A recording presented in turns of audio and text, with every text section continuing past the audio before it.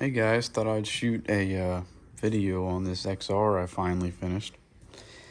Kind of quit on posting updates, sorry about that, but it's finished now. I've got about 2 hours of riding on it now. Has the XR, well, you can call it XR120 now because it has the BBR 120 big bore on it.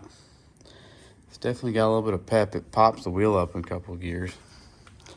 But yeah, I've brought this thing from a trash rat bike to an okay looking bike.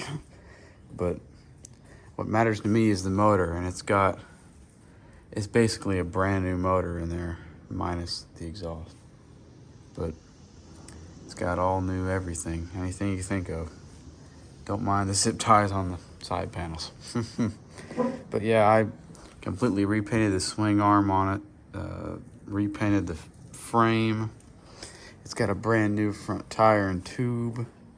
It's got all new boots right here. Don't mind the newer number plate, but it's got some new grips.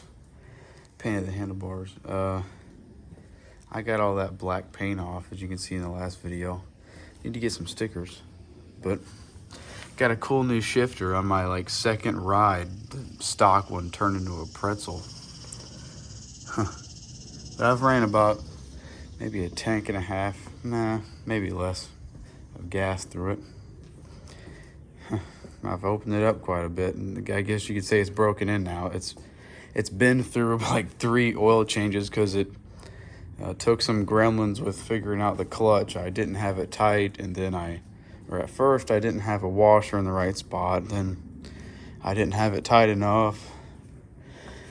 But all that's sorted out now, and it runs great. The chain's all stretched out and adjusted right, and have the OEM guards on it. It's a fun little bike. I really like it.